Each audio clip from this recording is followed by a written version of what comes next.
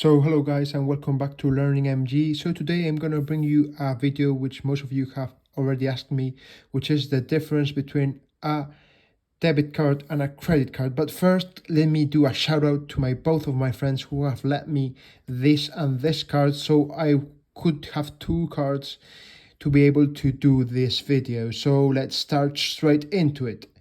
So this is a debit card. It's a MasterCard debit card, but there are also Visa debit cards.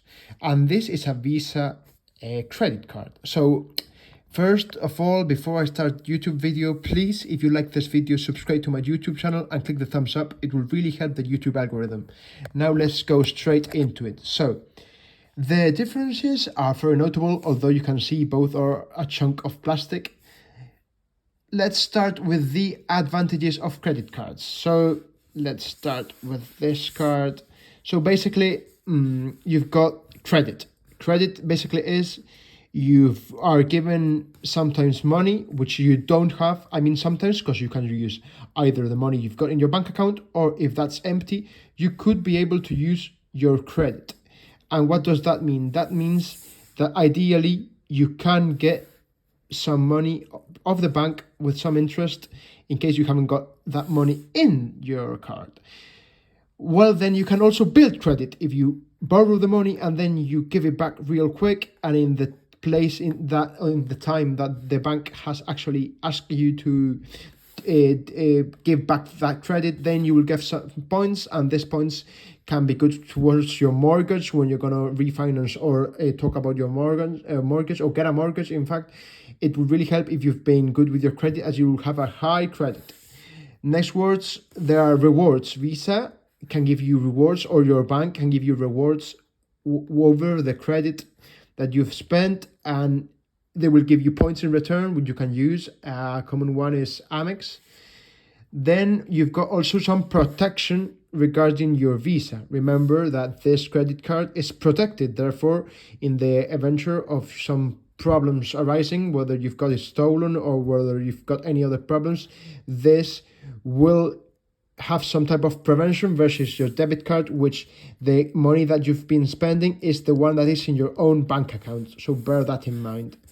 Now let's carry on with the credit card. I mean, this video is exactly to point you out the advantages, disadvantages of both credit and debit cards, so you can actually take a good consideration on both of them, and then consider which one you should actually use or take or ask for, because you can ask all these questions to your bank and they will answer them shortly, but I'm just showing you in case you had these questions. Then you've also got an emergency fund, which basically is in the venture of you not having your money or your salary hasn't checked in, you can actually use the credit to pay any type of expenses which you cannot defer. Then you've also got travel benefits, which is basically that sometimes when you purchase a flight or purchase a hotel, you've got some insurance. This is wonderful in case you've got lost baggage, or you've lost your hotel, or you got sick. Sometimes this will refund your travel or some of the expenses, and that sometimes is just absolutely wonderful. Then you've also got some low interest rates. You can have them high, but you can also have them low for being an excellent client. You can have low interest rates and therefore repay whatever item you've got, even though you've got money in your card, but you want to pay it nice and slow and with a low interest. You can also get it with the credit card. Now let's go to the disadvantages. Well, there goes the interest rates. As well as low, you can also have them real high. They can charge you a high interest because you're using much more money than you have, and the bank doesn't actually seem to see how you're going to finance it and how you're going to pay it back, so they'll charge you very high interest rates. Then remember the fees. A credit card, this one in particular, costs 50 euros per year, so approximately $60. So bear in mind, this card costs money rather than the debit card, which is completely free in most banks. Then carrying on with the credit card, let me remember that if you're late on your payments, if you are tending to overspend the money that you don't have, then the credit card might not be for you because you're spending money that you don't have, that you might not be able to repay, and at a high impact of both the interest and both the credit score. Your credit score can really go down if you don't pay your credit card at the times that you are supposed to pay. There are some payments taken into account depending on the bank you're in and the ranges you've got. There's also got some hidden fees which you might have not taken into account, especially when you go abroad. There might be some fees for paying in the currency that you haven't got, so bear that into account too. Now, should I get the credit card? Well, let's first go to the debit card and carry on talking about the expenses. Well, first of all, the debit card is normally completely free. It comes with your bank account and you shouldn't have any problems. Now, with a debit card, the convenience is that you pay what you have. You can't actually use more money than you have in your debit card. That's wonderful for people who tend to overspend, because you cannot pay more than what you have. Therefore, you would never spend more than what you've got on your debit card, and that's absolutely wonderful. Then also no annual fees, as we've said before, they are completely free. Then no interest charges, so you pay what you have, and that's absolutely all.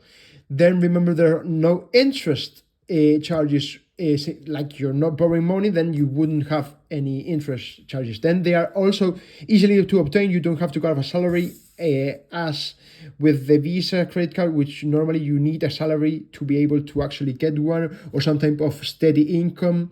And the debit cards are easily to access. You can basically go to any ATM and withdraw cash with no problems, and you can actually limit to your budget with your debit card. Now let's go to our final conclusions. Which one would I have, credit or debit? I will say it depends.